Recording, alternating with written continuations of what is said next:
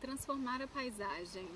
É importante pensar sobre isso. Como transformar a paisagem? No primeiro momento é interessante a gente pensar o que é a paisagem, né? E considerando paisagem como a interação homem-natureza, de acordo com uma intenção, isso desperta algumas dimensões dessa paisagem, seja uma dimensão material ou uma dimensão imaterial.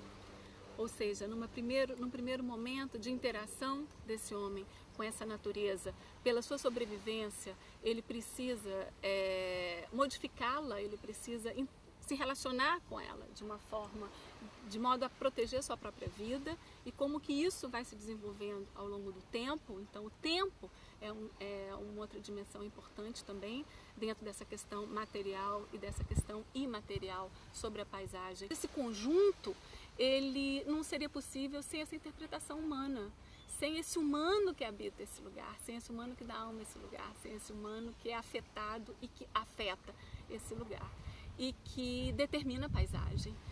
É sobre isso que a gente está falando. Quando a gente fala de transformar a paisagem, é como eu posso me entender como humano e como aquele que vive, que habita determinado lugar, como responsável por essa transformação, como agente dessa transformação. É lógico que a gente sabe que as escalas de decisão para um planejamento, para uma ordenação da paisagem, ela é variada. Você tem desde as instituições, sejam governamentais ou não governamentais, até o cidadão comum e os coletivos que conformam as comunidades. E como fazer isso tudo entrar em diálogo?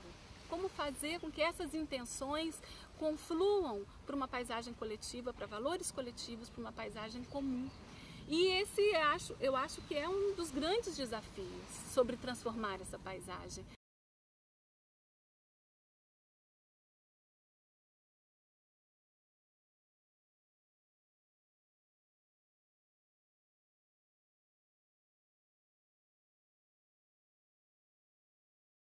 O que propicia essa vida comunitária é num todo, né? Para ser um lugar que você tem isso que eu acabei de falar, um conjunto de coisas. Essa paisagem que reúne a paisagem natural de serra, do mar, eu acho a coisa mais preciosa que existe. A cidade das pessoas, né? Muito próximo essa mistura de campo e mar, né? Assim, o caiçara, para mim, é esse homem que planta e pesca. O importante, bom, essas comunidades caiçara é o nosso viver, né, no dia a dia. A gente acordar de manhã, temos aquela beleza que a gente ama, né? Nós temos uma mata preservada, nós temos um mar belo e a unidade das pessoas. Por ela ser um lugar pequenininho, nós temos quase de tudo, né? E isso é um orgulho pra gente de poder estar aqui e ser beneficiado com essa beleza que Deus nos deu, né? Conservar isso aqui é muito bom. Esse centro colonial também é maravilhoso, é gostoso estar ali, fazer parte desse cenário todo de Paraty, de floresta, de mar, de arquitetura colonial.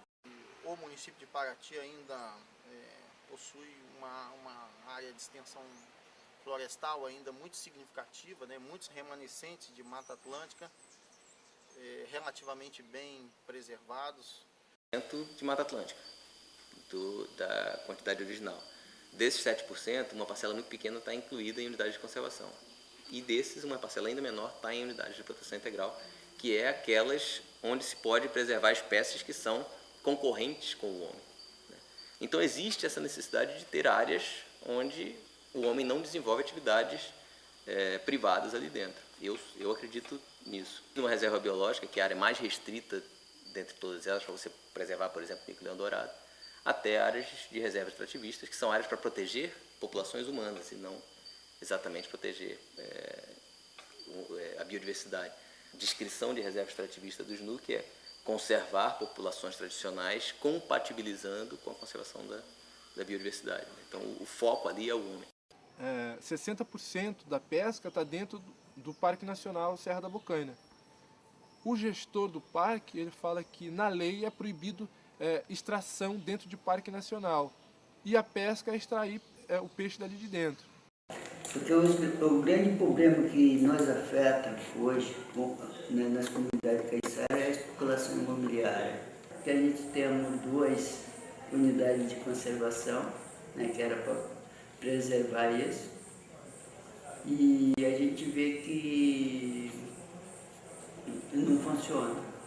Dessa política que o governo criou, em que as populações, né, que as comunidades têm voz, poder de palavra, não tinha representatividade caiçara, que é um povo, né, que existe, é um povo que vem sofrendo muito por conta exatamente das unidades de conservação.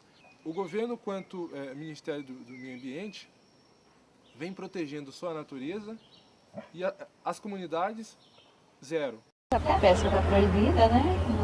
Em áreas proibidas. Daí eles atravessar a Bahia para chegar onde precisa pescar, e podem pescar, eles não entram com esse barquinho. Não, a roça ela nunca foi grande. Uhum. A roça ela sempre foi de família, né? Aqui nesse pedaço aqui a gente vive há pelo menos há 100 anos, a minha família. O meu pai chegou a fazer roça aqui. Eu não posso fazer roça aqui. Eu nunca fiz roça aqui. O meu avô herdou do pai dele, meu pai herdou do meu avô o direito de fazer roça aqui, mas eu não herdei. E ao mesmo tempo que não há fiscalização, porque a gente não quer só uma fiscalização que ingesse, que castre o morador, aquele pescador artesanal que precisa daquele sustento, né? Mas a gente precisa planejar, organizar e saber o que é de recurso de pesca para poder estar amparando. Talvez aí a legislação devesse, num diálogo, né, com esses grupos sociais, definir, né, que espaços são esses que precisam de tal cuidado. Definir quais são os usos, a bem da verdade.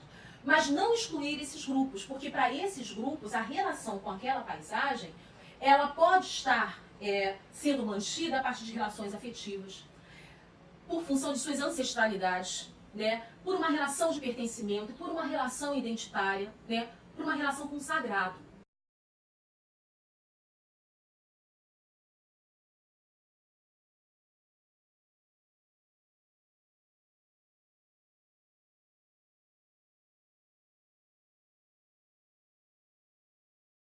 Historicamente, o município, né, esteve isolado durante muito tempo, sem acesso por terra, apenas o acesso por mar. E a economia do município se desenvolveu principalmente com base na agricultura de subsistência, extrativismo vegetal, a pesca artesanal. Então a gente tem uma riqueza cultural muito grande associada a essas atividades, né?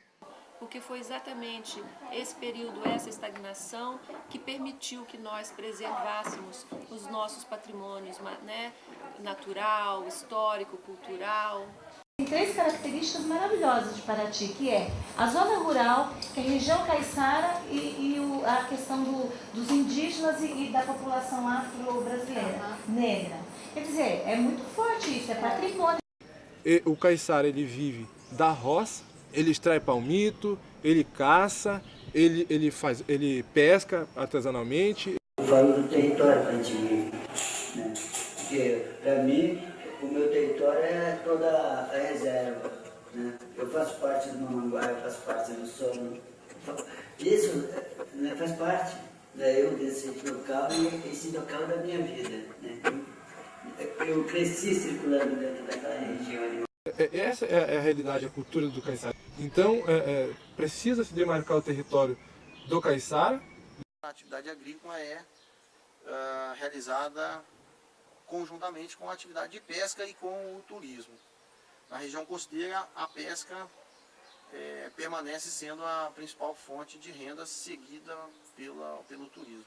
Hoje as comunidades caiçaras estão desenvolvendo outro meio de sobrevivência, né, que é o turismo. Mas, porém, fazer o turismo ele não vai deixar de ser caiçara nunca.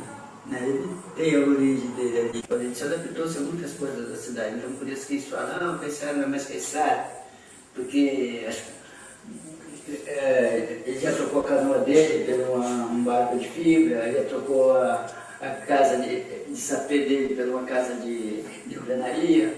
Então, claro que eu acho que o patrimônio humano, a gente tem que ver aí o que é mais importante, o natural, o patrimônio humano, eu acho que ambos são importantes.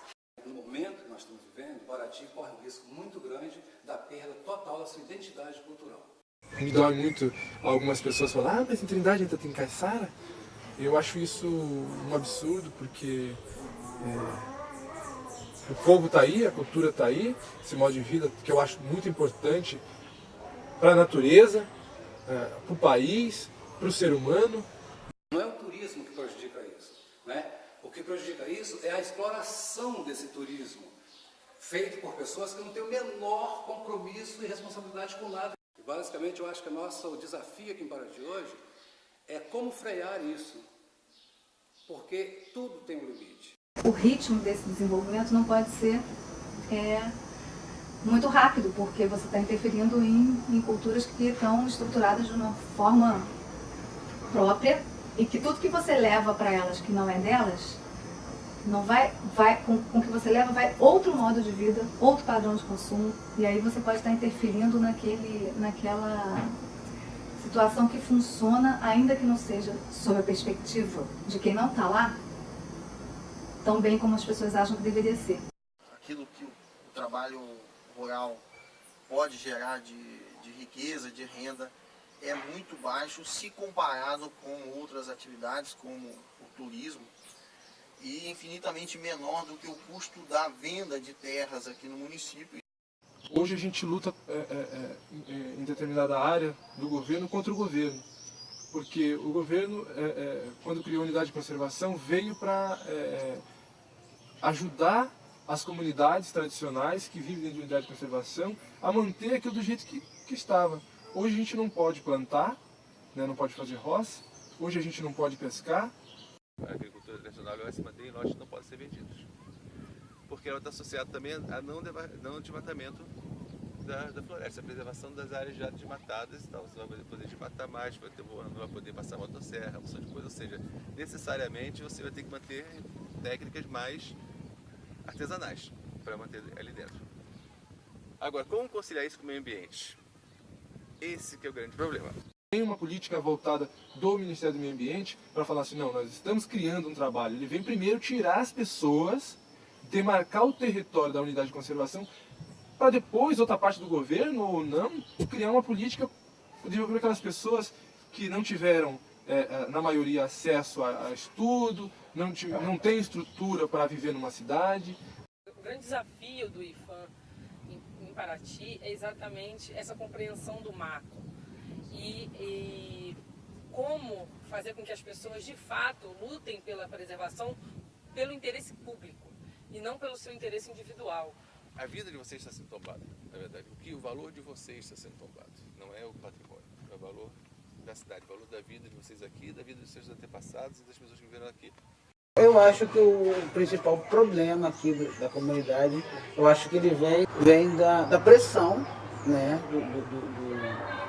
do desenvolvimento, entre aspas, aí, que se vive nessa região. Se nós estamos numa região, né, entre as duas maiores metrópoles do país, né, as mais desenvolvidas, dentro de uma região onde Mata Atlântica, mar e montanha, uma beleza natural, né, importante, cheio de unidades de conservação. E isso, de certa forma, afeta o desenvolvimento dessas comunidades, né? E a nossa também, a gente se encontra nesse contexto. A pressão da especulação imobiliária, porque cada dia é pressão de um condomínio, é pressão do resort que se constrói, é pressão de grupos forte economicamente, chegando nessa região. Cada tempo que se passa, isso vem transformando a região. E isso pra gente é uma ameaça. Praticamente é o slogan do governo, né? O turismo, ele entra dentro da unidade de conservação, sai, sabe, tem que ter umas regrinhas, mas não cria impacto. Agora a roça, pesca, cria impacto, então vocês não podem fazer isso. E isso, os nativos vão migrando tudo para uma coisa que não é a realidade dele. A gente ficou um pouco mais individual, antes era mais coletivo.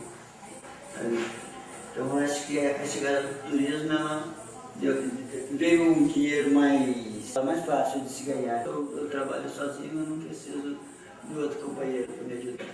Acho que a gente vai evoluindo e eu acho que tem que acompanhar a evolução. Mas eu gosto muito do estilo que a gente vivia, caiçara, né, que até parecia que o dia rendia, que era muito grande, que você tinha tempo para as pessoas, para a conversa, você tinha tempo para fazer tudo e estava tudo naquela paz, não tinha muros, sabe, não tinha essa guerra por terra, por isso, por aquilo, vivia em paz.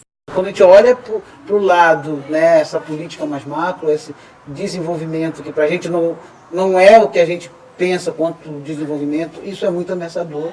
Acho que não só para o Quilombo do Campinho, mas para toda essa região aqui, que vem a cada dia, né, tendo novidades e notícias que nos preocupam muito.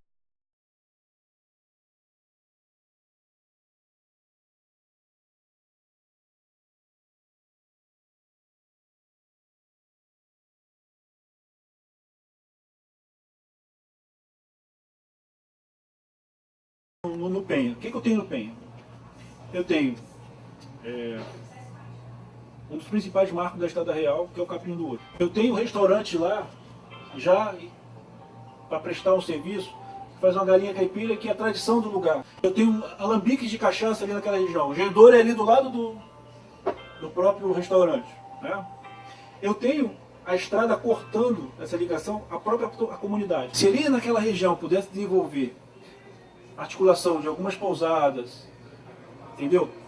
Com alguns atrativos, com a própria produção agrícola do local, do caminho do ouro. Todos esses atrativos, se fossem levantados, pudesse criar um produto turístico para aquela região, isso com certeza seria um dos principais pontos locais em que o turista teria que visitar. Eu acho que a gente está muito preparado para fazer festas, a gente tem uma eficiência impressionante. Nós não temos mais turista vir ver Paraty, nós estamos tendo turista que vem para eventos em Paraty. Tem que pensar também nessa cultura econômica, na indústria cultural, que justamente tem um grande interesse em buscar a criatividade desses diferentes grupos e tornar isso produtos vendáveis. A população mesmo não vivencia isso no dia a dia. Tem tudo quanto é gente hoje que ainda não estão educados ainda para sair de casa, né? Tudo muito feito para vender uma imagem da cidade, tudo feito, entendeu? Então a comunidade, o povo, ele participa muito como mão de obra. A ideia de reinventar é justamente você resgatar esse caráter humano da cidade. A cidade perdeu o caráter humano, passou a ser o caráter cenário. Que alma tem esse lugar? Que cara tem esse lugar? Isso é turismo cultural. E esse turista não está vindo em Paraty. Você tem um povo e ainda tem um patrimônio, que é o patrimônio daquele povo, tá? E que tem que ser retornado a ele. Agora, se ele fica somente como prestador de serviços para o centro histórico, você tem essa separação. Porque ele não tem valor em si. Ele tem valor agregado ao centro histórico. Acho que existem uns limites muito frágeis e zonas onde se misturam aquilo que se deseja preservar, o que se deseja mudar, o que deve, o que não deve mudar. O que está ameaçando isso é a mudança, né, do local. Se você tem um resort, uma marina nesse local, você vai mudar totalmente a paisagem do lugar. Em outros lugares nem tanto. Aí tem problema da costeira toda, né? Por exemplo, a costeira está toda vendida. Né? Toda vendida a costeira. Então as festas nacionais de pesca vão para o espaço. Sabe? Isso vai passar por várias coisas, que a costeira não pode ser vendida. É terra pública. Nem toda é vendida. Então, tudo, a grande equação vai ter que ser feita. Isso aqui faz parte dessa identidade nacional que a gente está falando. Porque se tem um condomínio, quando eles vão ser o dono da cachoeira, vão ser o dono da praia. Eu acho que as festas fazem parte da nossa história, das nossas tradições culturais, elas são muito bonitas, mas eu acho que a gente precisa cuidar dessa paisagem. Nós somos candidatos a Patrimônio da Humanidade, nós temos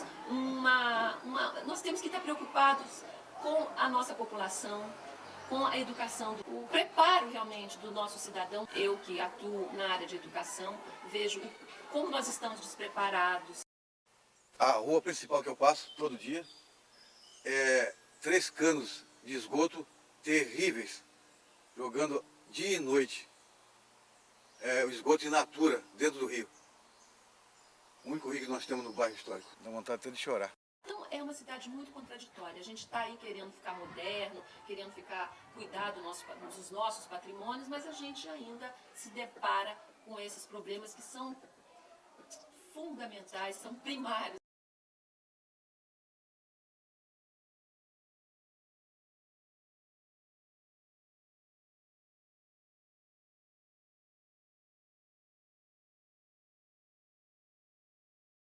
Como eu gostaria, não vai dar mais.